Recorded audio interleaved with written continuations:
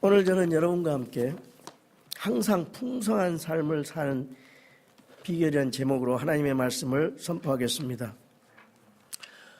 우리 그리스도인들, 예수 그리스도를 나의 구원자와 주님으로 믿는 사람들이 왜 삶이 고달프고 지치고 힘이 듭니까? 우리 예수님께서는 내가 온 것은 양들이 생명을 얻게 하고 또 생명을 더욱 풍성히 얻게 하려 함이라, 풍성한 삶을 살 수 있다고 말을 하는데 왜 우리는 항상 풍성하지 못하고 항상 낙담하고 걱정, 근심, 지치고 고달픈 삶을 살아갑니까?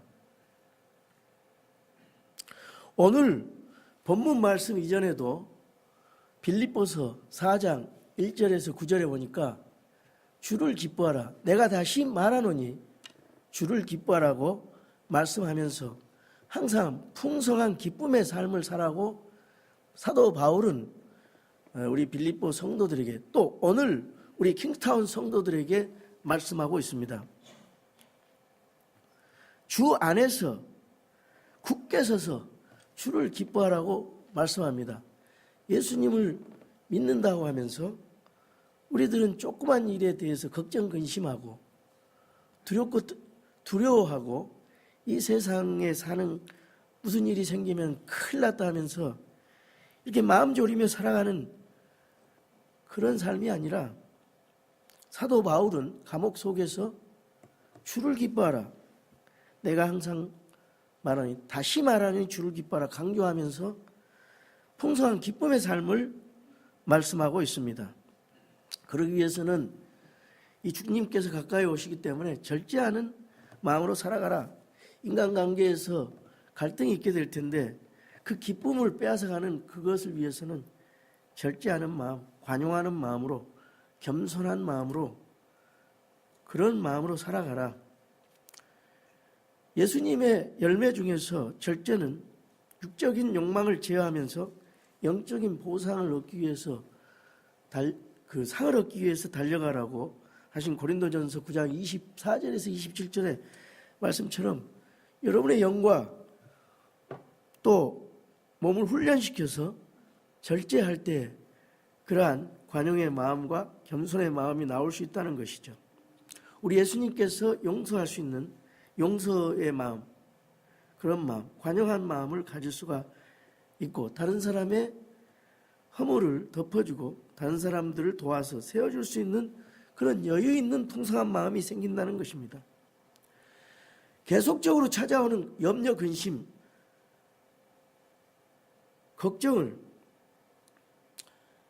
감사와 더불어 하나님께 기도와 간구로 아뢰라고 말씀하고 있습니다. 그러면은 기도하는 이들에게 하나님의 평강이 함께 하신다고 약속하고 있습니다. 하나님의 평강이 우리의 마음을 지켜주신다고 했어요. 그분의 영광과 그분의 은혜가 우리 마음을 지배하도록 우리가 내어드리라는 것입니다. 그러면 하나님의 평강이 계속적으로 우리의 마음을 지켜주신다는 것입니다. 어떻게 하나님의 평강이 우리 마음을 지켜주십니까? 그래서 8절에서 9절에 보면은 우리가 무엇을 생각하고 무엇을 행해야 되는 것에 대해서 말씀하고 있어요. 사탄이 주는 그런 부정적인 생각, 염려, 근심, 걱정, 불평, 더러운 것, 시기, 질투, 분쟁과 분열의 그런 마음을 또 미움의 마음 대신에 적극적으로 하나님이 주시는 긍정적인 마음, 참된 것, 경건한 것, 올바른 것, 정결한 것, 사랑스러운 것, 칭찬받을 만한 것, 아름다운 것들을 생각하고 행하라. 이것이 1절에서 9절의 말씀입니다. 여러분, 주를 믿는다고 하면서 천지를 창조하신 하나님, 우리 주 예수 그리스도를 믿는다고 하면서 불안과 두려움에 떠십니까? 걱정과 근심이 있습니까? 물론 있겠죠. 그러나 우리는 예수 그리스도를 믿는 하나님의 백성으로서 무언가 달라야 됩니다. 그래서 주를 기뻐하라. 주 안에서 기뻐하라. 이것은 좀 덜 설명이 되고, 주 자체를 기뻐하라. 주님을 기뻐하게 되면은 사도 바울처럼 풍성한 기쁨의 삶을 살아갈 수 있다는 것입니다. 예수 그리스도가 없는 마음, 예수 그리스도가 없는 개인, 예수 그리스도가 없는 가정, 예수 그리스도가 없는 교회는 기쁨이 없습니다. 왜 그러냐? 예수님이 기쁨의 근원이시기 때문에. 그래서 주를 항상 기뻐하라는 것입니다. 내가 다시 말하노니 기뻐하라. 이것이 빌립보 교회의 결론입니다. 주를 기뻐하라. 그리스도인은 항상 풍성한 기쁨으로 충만해야 됩니다. 그리고 성경은 예수 그리스도를 알고 예수 그리스도를 믿고 예수 그리스도를 영접하고 예수 그리스도로 인하여 결단한 그리스도인들은 풍성한 기쁨의 삶을 살아갈 수 있다고 주님께서 말씀하고 계십니다.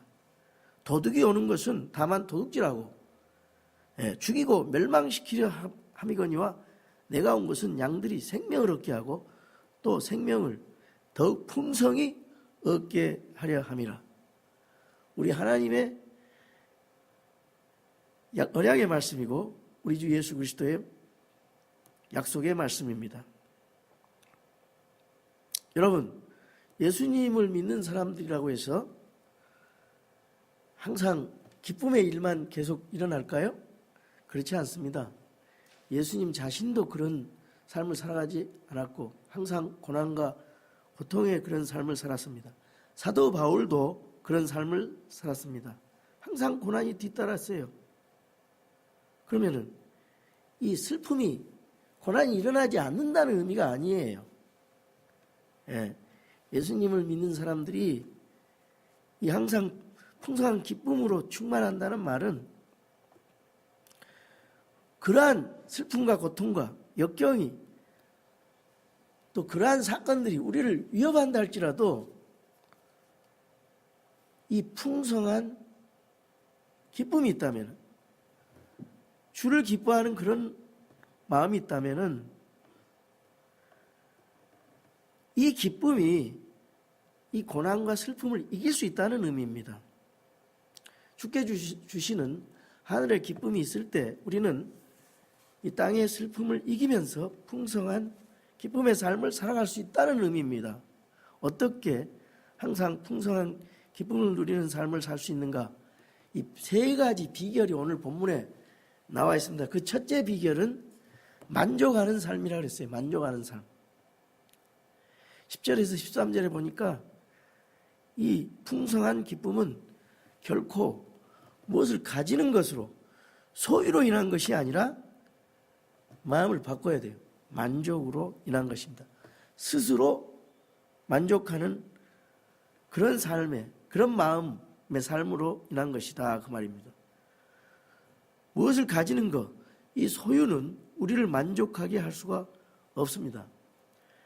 얼마나 소유해야 만족할까요? 얼마나 가져야 만족할 거예요? 세상 사람들은 더 높은 것을 위해서, 더 많은 것을 위해서, 가지기 위해서 조금만 더 벌자. 그게 얼마만큼입니까? 언제 그 만족한 삶을 살 수가 있을까요? 우리는 조금만 더에 도달하면은 더 조그만 더를 원하고, 그 조그만 더에 도달하면은 또 조그만 더 하고 욕심을 내게 됩니다. 결국 인간의 삶은 끝없는 불만의 연속입니다. 여러분, 행복은, 진정한 기쁨은 소유에 있지 않습니다. 풍성한 기쁨의 행복은 만족함에 있습니다. 여기 11절에 보니까 주님을 만난 후에 바울이 추구한 삶의 스타일이 있어요. 그것은 만족입니다. 바울은 스스로 만족하는 법을 배웠어요. 주님 안에서. 13절에 보니까 내가 강하게 하시는 예수 그리스도를 통해서 내가 모든 것을 할 수 있다는 그런 긍정적인 마음, 그런 용기의 마음을 가졌어요. 바울이 지금 감옥에 있습니다. 그 삶이 너무나 공고하고 고난의 그런 삶입니다. 그러나 바울이 나를 강하게 하시는 그리스도를 통해서 내가 모든 것을 할 수 있느니라. 마음을 기쁨의 마음으로, 풍족한 마음으로 그렇게 할 수 있다는 거예요. 그 감옥의 고난도 기쁨의 마음으로 극복할 수 있다는 것입니다.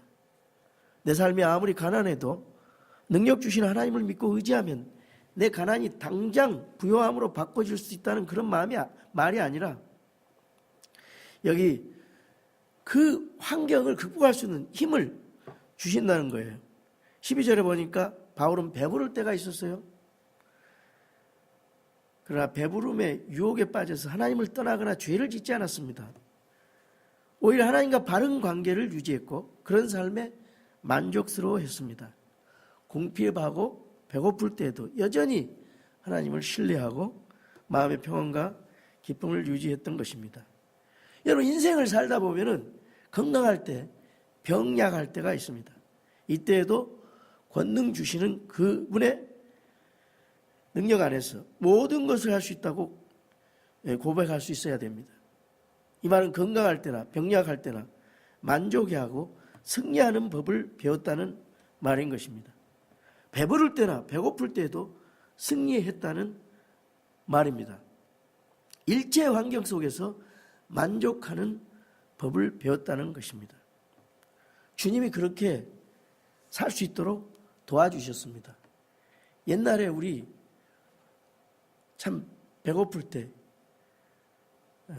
먹을 게 없어서 있을 때도 참 감사함으로, 그런 마음으로 살아갔어요.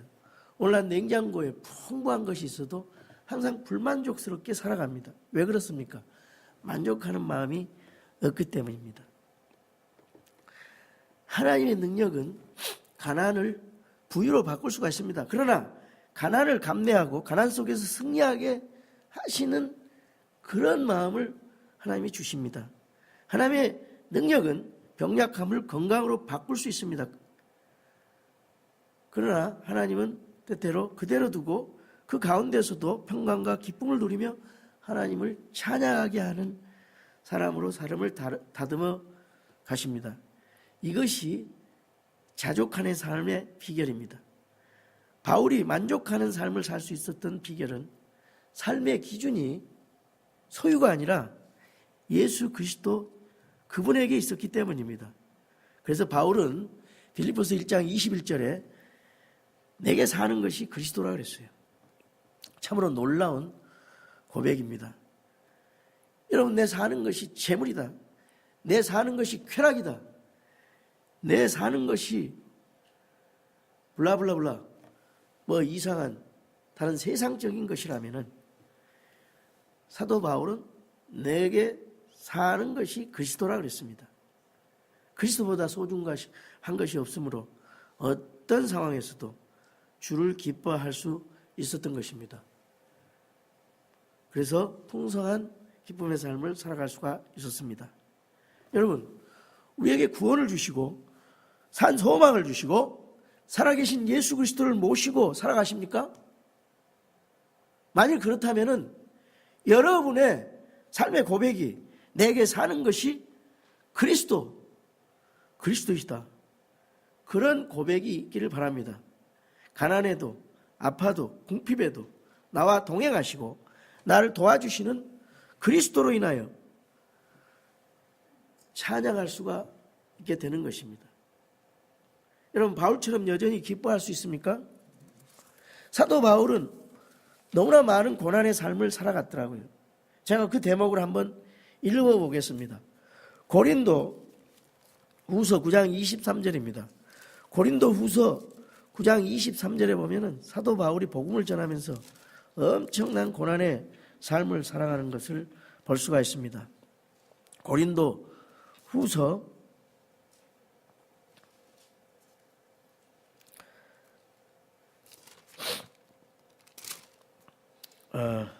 9장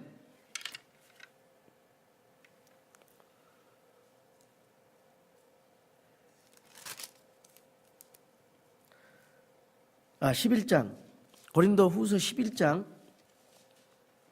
23절입니다. 그들이 그리스도의 사역자냐? 내가 어리석은 자처럼 말하거냐? 나는 더욱 그러하도다.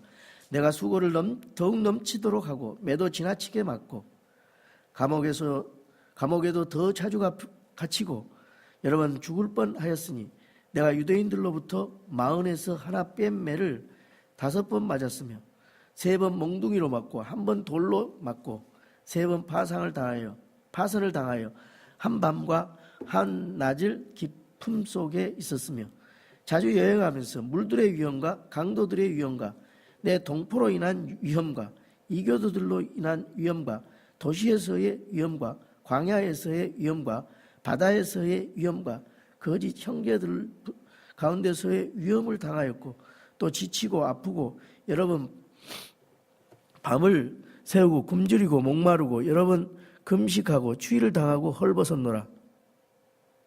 밖에 있는 그 일들 외에도 날마다 내게 닥치는 것이 있으니 곧 모든 교회를 위하여 염려하는 것이라.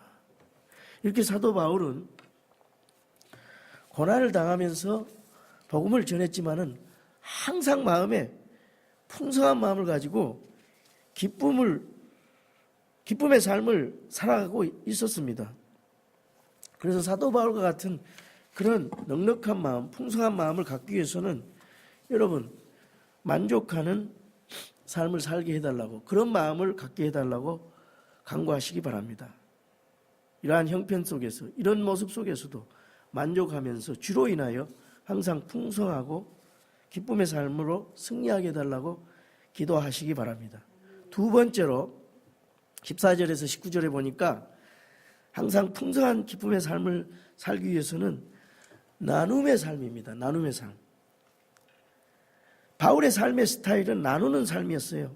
예수님을 믿고 나서 믿기 전에는 사도 바울은 많은 사람을 핍박하는, 그리스도인 교회를 핍박하는 그런 사람이었지만은 그 뒤로는 복음을 나누는 삶, 모든 마음을 나누는 삶.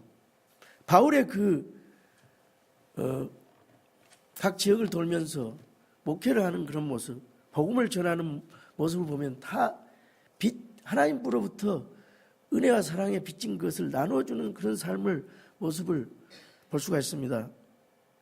예수님을 믿으면서도 자아가 강하고 이기적이어서 나누지 못하는 그런 나누는 삶을 배우지 못해서 내놓지 못하고 아등바등 힘들게 살아가는 사람들이 많이 있습니다. 이 나누는 것은 풍족해서 나누는 것이 아니고 없는 가운데서도 나눠주는 그 마음으로 인해서 얼마나 사람의 삶이 풍족하고 풍성한 삶이 되는지 몰라요. 바울은 빌립보 성도들이 예수님을 믿자마자 나눔의 삶을 사는 것에 대해서 보고 매우 기뻐했다고 했습니다. 여기 14절에서 15절에 보니까 바울이 고난에 정말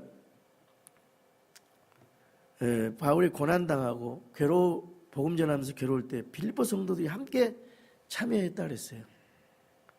다른 교회들은 다 참여 안 했는데 빌립보 교회들은 참 바울을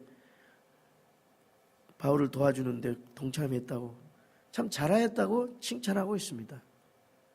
복음이 처음 전해진 이후로 주고받는 일에 참여한 유일한 교회였다고 말하고 있어요.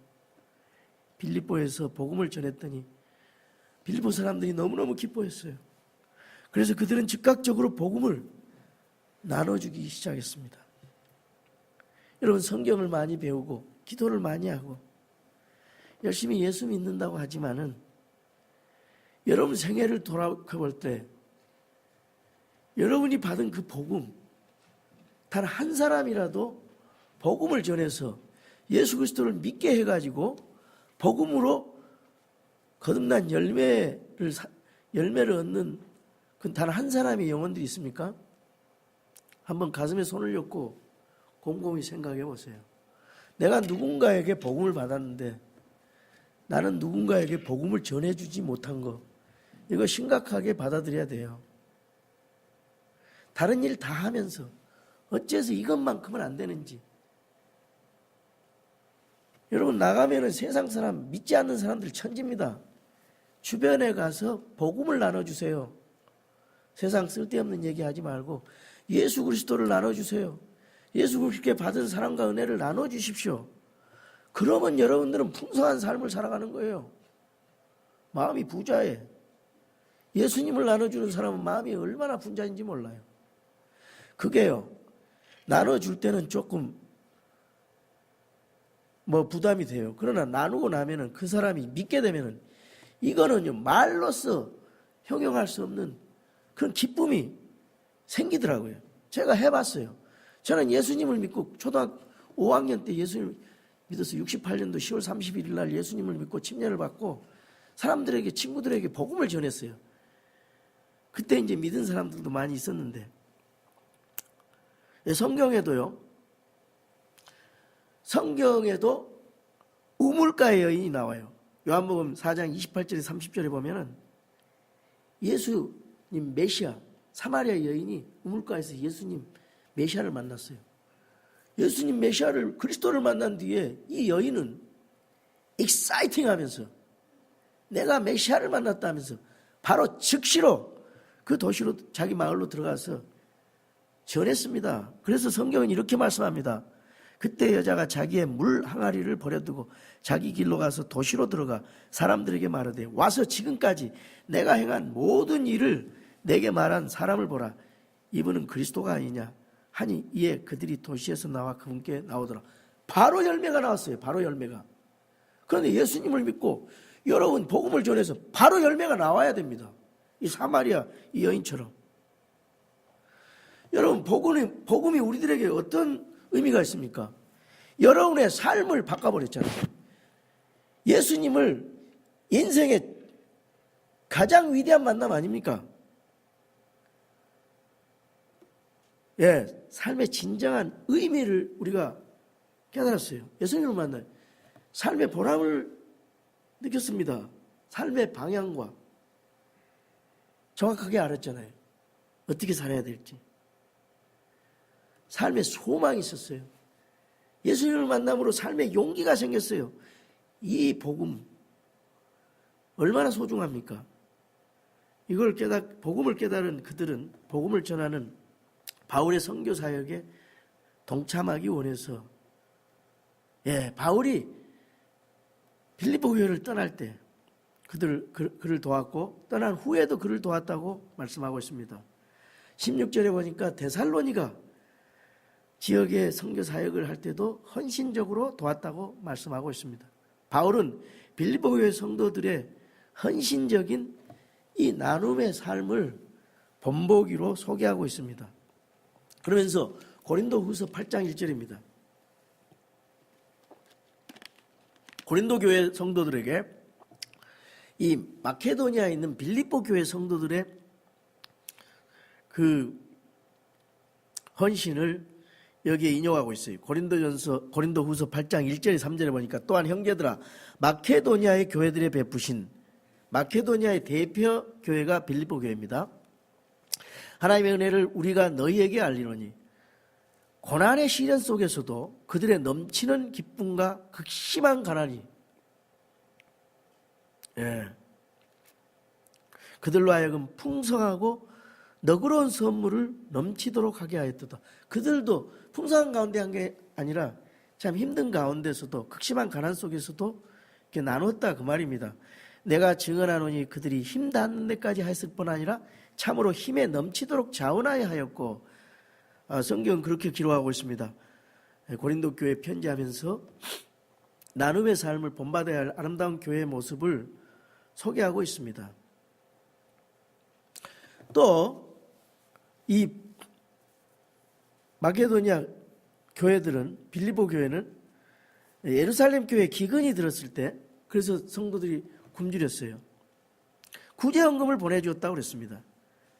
여러 가지 많은 시련 가운데서도 넘치는 기쁨과 극한 가난 속에서도 풍성한 헌금을 보내줬다. 그 말은 그들의 희생과 그 헌신된 나눔의 마음이 있어서, 그걸 이제 사도 바울은 감격스럽게 이 성경을 기록하고 있습니다. 많은 시련이 그들을 괴롭히고 있어도 그들의 마음속에 풍성함이 있었다. 기쁨이 있었다. 넘치는 기쁨이 있었다.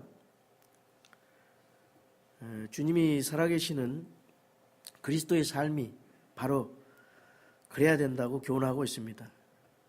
그들의 마음이 진정한 부자입니다. 그들은 진정한 부유를 누리고 있었습니다. 많이 가지고 있어도 나눌 것이 없는 사람은 진정한 부자가 아닙니다. 여러분, 여기에 꼭 물질만 얘기하는 것이 아닙니다. 사도 바울은 이 복음 선교를 위해서 물질을 도와준, 그러니까 복음이 더 중요한 거예요. 복음을 가지고 하나님이 주신 풍성함을 누리며 사는 사람이 진정한 부자이다. 이걸 말씀하고 있습니다. 지난주에 운전을 하고 가면서 1310에서 어떤 그 방송을 들었는데 그게 기억이 나더라고요. 아버지가 그 자식들 5명을 모아놓고 이렇게 얘기를 하더라는 거예요. 내가 7억이나 되는 빚을 지게 되었다. 너희들이 좀 나를 도와서 이 빚을 갚는데 좀 협조해 줘야 되겠다. 그렇게 하니까 다들 눈만 껌뻑껌뻑 하면서 서로 쳐다보면서 가만히 있더라는 거예요.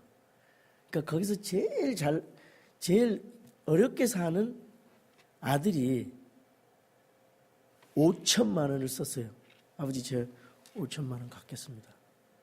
그러니까 더 잘 사는 아들들이 이렇게 쳐다보면서 한 사람은 3천만 원, 한 사람은 2,500만 원, 또 한 사람은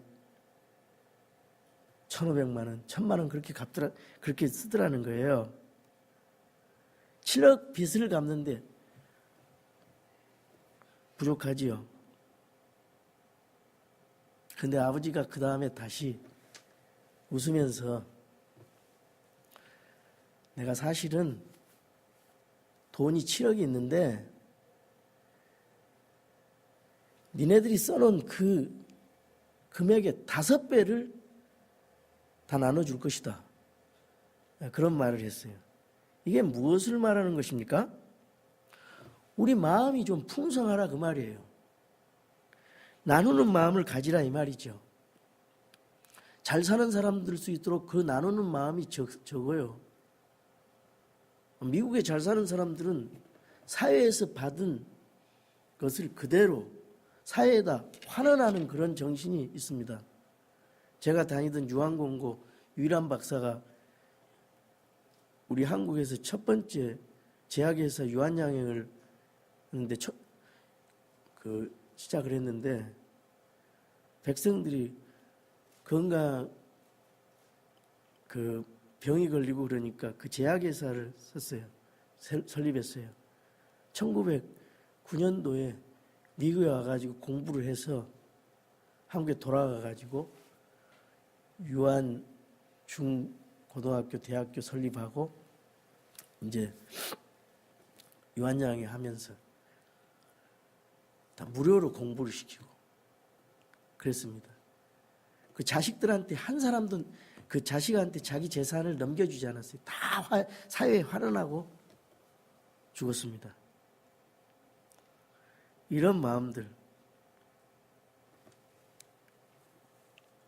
빈손 들고 왔다가 빈손 들고 가는데 이렇게 베푸는 마음을 우리 주님이 그런 마음을 원하시는 것으로 우리는 성경을 통해서 볼 수가 있습니다. 빌립보 성도들의 나눔의 삶의 비밀은 고린도후서 8장 9절에 있습니다. 우리 주 예수 그리스도의 은혜를 너희가 알거니와 그분께서 부요하였으나 너희를 위하여 가난하게 되심은 자신의 가난으로 말미암아 너희를 부요하게 하려 하심이라. 얼마나 이 놀라운 말씀입니까? 우리 주 예수 그리스도의 은혜를 너희가 알거니와 그분께서 부요하셨어요. 예수님은 이 세상의 모든 것을 가지고 하나님이셨어요. 하나님의 영광을 가지고 계신 분, 천국에 계신 분, 천지를 창조하신 분. 그분이 우리를 부요하게 하기 위해서 자신이 가난하게 되셨어요. 자신의 가난으로 말미암아 우리를 부요하게 하셨다 그랬어요. 그래서 이 땅에 하나님이 사람의 모습으로, 종의 모습으로 육체를 입고 이 땅에 오신 분이 예수 그리스도시에요. 그래서 우리가 예수님으로 말미암아 얼마나 놀라운 풍성한 삶을 살아가게 되었습니까? 영원한 생명을 갖고 이 땅에서 얼마나 풍성한 삶을 살아가요. 우리 예수님께서 가난하게 되셨어요. 예수님이 진정한 부자였어요. 근데 가난하게 되셨어요. 우리에게 다 주셨어요. 우리를 부요케 하시려고 사랑도 주셨어요. 생명도 내주셨어요. 모든 희생을 우리를 위해 해주셨단 말이에요. 그렇기 때문에 우리는 사랑의 빚을 진 사람들로서 이제 우리가 나눌 차례인 것입니다. 여러분, 주는 것이 받는 것보다 복되다 그랬습니다. 고린도 후서 9장 6절에서 7절에 인석하게 뿌리는 자는 인석하게 거둔다 그랬어요. 풍성하게 뿌리는 자는 풍성하게 거둔다는 거예요. 갈라디아서 6장에 보니까 여러분, 심는 대로 거둔다는 겁니다. 심는 대로 거둔다는 거예요. 근데 우리가 이것을 오해하는 경우가 있어요. 영적인 것을 심어놓고 물질적인 것을 거둘 수가 없어요. 물질적인 것을 심어놓고 영적인 것을 거둘 수가 없어요. 물질적인 것을 심었으면 물질적인 것을 거둡니다. 영적인 것을 심었으면 영적인 것을 거둬요. 그게 심는 대로 거두는 거예요. 물질이 있는 곳에 마음이 있는 것입니다. 많은 사람들이 대학 입시 시험 보면서 공부를 안 하면서 열심히 기도한다고 대학 합격시켜달라고 그러면 안 되죠. 열심히 공부를 해야 돼요. 그리고 하나님 앞에 기도해야 돼요. 그래서 우리가 교회 생활하면서 마음을 좀 넉넉하게 가지셔야 됩니다. 그게 이타적인 마음. 그래서 우리 지체들이 잘 되면은 파격적으로 축하해 줘야 돼요. 지체들, 자식들이 잘 되면은 아주 온 마음을 다해서 축하해 줘야 돼요. 그게 정상적인 마음이에요. 만약에 시기하는 마음이나 질투하는 마음 생기면 그거는 예수님이 주시는 마음이 아닙니다. 그래서 가정에서도 교회에서도 슬픔을 나누면요 반감이 돼요. 기쁨을 나누면 배가 됩니다. 이 원리를 아셔야 돼요. 그게 성경의 원리예요.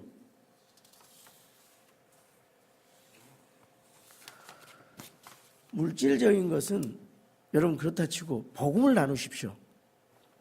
복음을 나눈다는 것이 얼마나 특권인지 몰라요. 사도 바울은 복음을 나누는 일을 했기 때문에 올인했어요. 올인. 그래서 나머지는 다 하나님께서 채워주실 것이라고 생각하고, 그런데 거기에 동참한 것이 빌립보 교회의 성도들이었어요. 17절에 뭐라고 말합니까? 오해하지 않도록 말해요. 나를 더 도와주라고 선물을 원하는 게 아니라는 거예요. 예수님을 믿고 남을 돕고 섬길 수 있다는 사실, 그 신앙이 너무나 성숙한 신앙이라는 것입니다. 그래서 그것을 신앙의 열매라고 보고 있어요. 여러분, 이 열매를 맺고 있다는 증거, 그것이 바로 여러분의 삶 가운데 그런 마음을 가지고 있는 것이 복이 되고 유익이 되고요. 이 풍성한 열매가 더욱더 맺혀지기를 사도 바울은 바라고 있는 것입니다. 여러분 점검을 해보세요. 전도의 열매가 있는가? 전도함으로써 풍성한 기쁨을 누릴 수가 있습니다.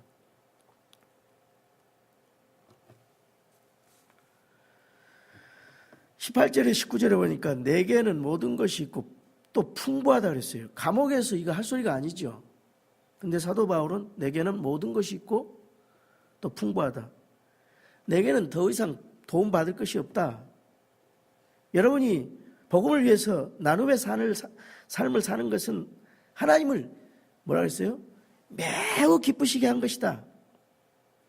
하나님께서 그리스도 예수님 안에서 영광 가운데 그 풍성한 대로 너희 쓸 것을 채울 것이다. 하나님의 주권을 믿는 사람은 이 믿음이 있어야 돼요. 그 풍성한 대로 너희 쓸 것을 채울 것이다. 예수님을 믿는 그리스도인들, 하나님의 백성들 굶기지 않는다 이 말이에요. 그러려면 여러분들 마음속에 어떤 마음이 있어야 되면은 이 필요에 만족하는 마음을 가져야 돼요. 니드냐 완트냐. 니드 필요에 만족하는 마음을 가지면 완트 이것도 이제 문제 해결이 되는데 니드 외에도 완트 더 많은 걸 달라고 그러면 이게 문제가 되는 거예요. 그게 탐심이 우상숭배라고 그랬잖아요. 하나님께서 너희 필요를 채울 것이다. 주님의 사역을 위해서 헌신하는 사람을 하나님 축복하셔요. 자신의 삶이 주님의 놀라운 사랑에 빚진 삶을 깨닫고 나누면서 살아가는 삶이 풍성한 기쁨의 삶이라고 우리들에게 가르쳐주고 있습니다. 그럴 때 하나님께서 나눈 부분만큼 하나님이 필요를 그 이상으로 채워주신다는 그런 진리, 이걸 배워야 됩니다. 그분을 따르는 그리스도인들에게 기대하는 삶의 모습이 바로 이런 삶의 모습입니다. 여러분 항상 풍성한 삶을 원하십니까? 나누는 삶의 비밀을 배우시기 바랍니다. 세 번째로 20절에서 23절에 보니까 축복의 삶입니다. 사도 바울이 어떤 메시지로 마무리하고 있습니까? 23절에 보니까 우리 주 예수 그리스도의 은혜가 너희 모두와 함께 있기를 원하노라. 여러분은 예수님을 믿고 축복을 받았어요. 그래서 이 축복의 통로가 돼야 됩니다. 아브라함이 하나님께서 뭐라 그래요? 아브라함에게 창세기 12장 3절에 내가 너로부터 큰 민족을 만들고 내게 복을 주어 내 이름을 크게 하리니 내가 복이 되리라 그랬어요. 너를 축복하는 자들에게는 내가 복을 주고 너를 저주하는 자들에게는 저주를 내리니 내 안에서 땅의 모든 가족들이 복을 받으리라. 그렇게 됐어요. 여러분 다른 사람을 저주하지 마세요. 축복하시기 바랍니다. 원수까지도 저주하지 마세요. 축복하시기 바랍니다. 형제여 나는 당신을 축복합니다. 하나님의 은혜가 함께 하시기를 원합니다. 주님의 평강이 함께 하세요. 예수 그리스도의 은혜가 함께 풍성하게 임하기를 바랍니다. 그러면 나에게도 그런 복이 임해요. 그런 넉넉한 마음을 가지세요. 속 좁은 마음 버리고 넉넉한 마음 가지세요. 하나님이 풍성하게 해주세요. 시너지 효과로. 사도 바울은 주님의 은혜로 구원받아서 기쁨과 평강 가운데 살고 있어요. 그 동일한 은혜가 빌립보 성도들에게도 함께 하시기를 기도하고 있습니다. 진정한 나눔은요, 물질을 물론 나누는 것도 있지만 그 물질로서 모든 게 해결되지 않아요. 마음을 나눠야 돼요. 영적인 것을 나눌 줄 알아야 됩니다. 하나님의 은혜를 나눌 줄 알아야 됩니다. 여러분 복음을 나눌 줄 알아야 됩니다. 진리를 나눌 줄 알아야 됩니다. 평강을 나눌 줄 알아야 됩니다. 풍성한 마음을 나눌 줄 알아야 됩니다. 사랑을 나눌 줄 알아야 돼요. 그래서 사도 바울이 빌립보 성도들에게 뭐라고 말씀합니까? 4장 1절에 나의 사랑하고 사모하는 형제들, 나의 기쁨이요 관이요 열매라고 말씀하고 있습니다. 자기가 전도해서 얻은 형제들, 구원받은 성도들을 기쁨이요 왕관인 나의 극진히 사랑하는 자들아, 이렇게 열매로 말씀하고 있습니다. 여러분들 그런 열매를 맺으세요. 그것이 기쁨이 되고 여러분에게 하늘의 왕관이 된다 그랬어요. 전도 많이 하면 상이 큽니다. 하늘의 보상이 커요. 전도 많이 하세요.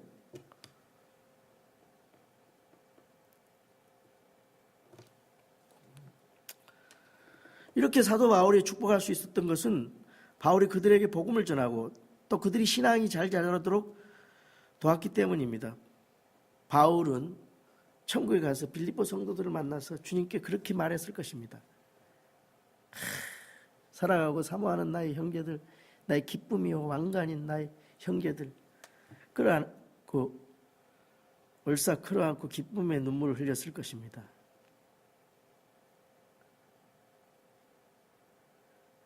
우리가 축복하는 그런 삶을 살아야 됩니다. 예수님께서 말씀하신 것, 내가 온 것은 양들이 생명을 얻게 하고 또 생명을 더욱 풍성히 얻게 하려 함이라. 여러분, 우리는 여러 가지 형태로 삶을 살아갑니다. 그런데 여러분의 삶은 여러분 다른 사람들에게 영향을 끼칠 수 있습니다. 하기 나름이에요.